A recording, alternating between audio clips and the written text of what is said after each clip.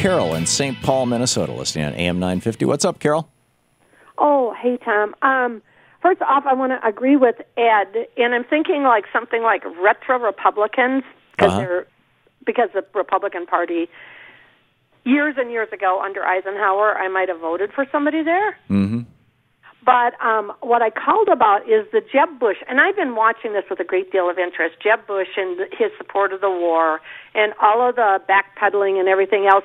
Not one, I mean, these are news people who are interviewing him, or so-called journalists that are interviewing him. Right. Not one of them mentions the fact that Jeb Bush was one of the top signers of the Project for the New American Century, which was the blueprint for splitting the Mideast and taking all their oil. Right, and the PNAC crowd sent a letter in 1998 to President Clinton saying, "Please invade Iraq right now."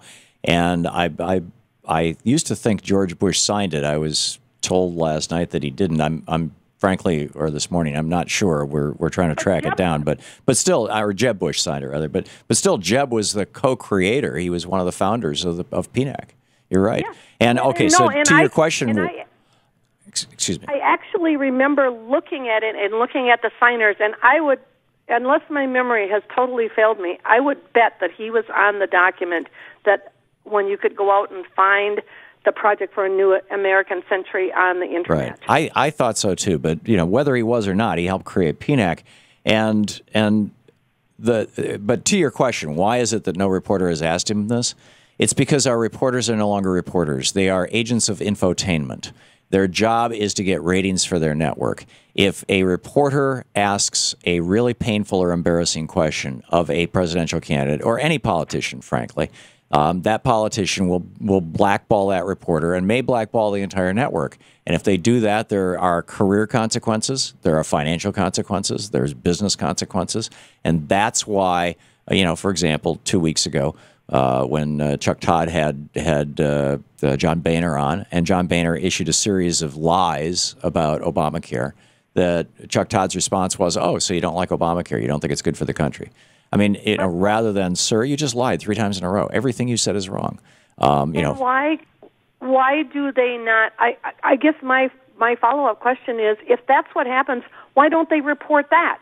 We had so-and-so on. We asked him hard questions. He refused to answer those hard questions. Now he will not come back on our network again.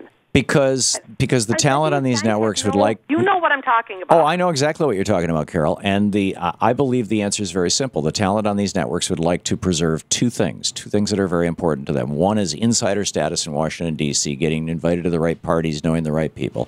And two is a paycheck that runs anywhere from $2 or $3 million a year up to $10 or $15 million a year. I mean, they're very well paid.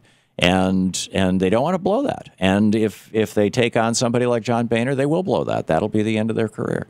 I mean, look what happened to Helen Thomas when she who had always been sat in the front row of the White House Correspondents' thing since the Eisenhower administration.